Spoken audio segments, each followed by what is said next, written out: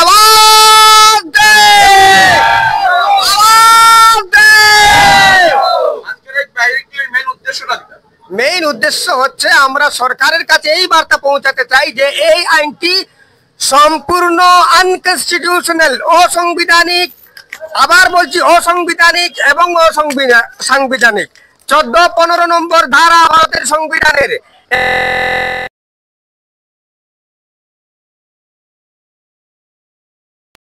জাতি গোষ্ঠীর সমান অধিকার।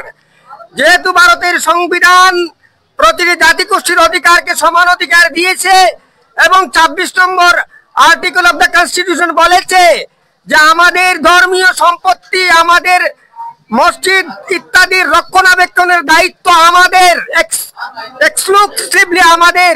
সেই জায়গায় দাঁড়িয়ে যখন ভারত সরকার এই আইনটি পাস করেছেন, এতে বোঝা গেল তারা সংবিধানকে রক্ষা করছেন না, সংবিধানের পরিপন্থী।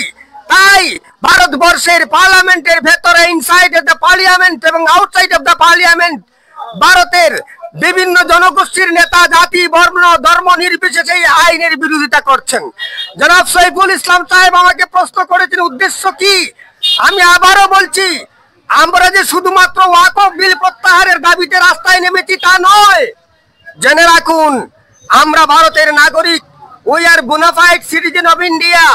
আমরা ভারতের, যেহেতু এই ওয়াকফ বিলের মাধ্যমে, ওই ওয়াকফ আইনের মাধ্যমে সংবিধানকে কলঙ্কিত করা হয়েছে, এই ওয়াকফ আইনের মাধ্যমে ভারতের সংবিধানের সেই ধারাগুলো উল্লঙ্ঘন করা হয়েছে। তাই সংবিধান বাঁচানোর জন্য রাস্তায় এসেছি। কিসের জন্য এসেছি?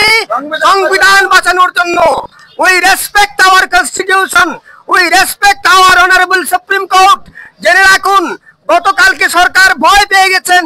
মহামান্য কেন্দ্রীয় সরকার ওনাদের আইনজীবীর মাধ্যমে মহামান্য সুপ্রিম কোর্টে কেবিএট মামলা দাখিল করেছেন। এর অর্থ যেহেতু অলরেডি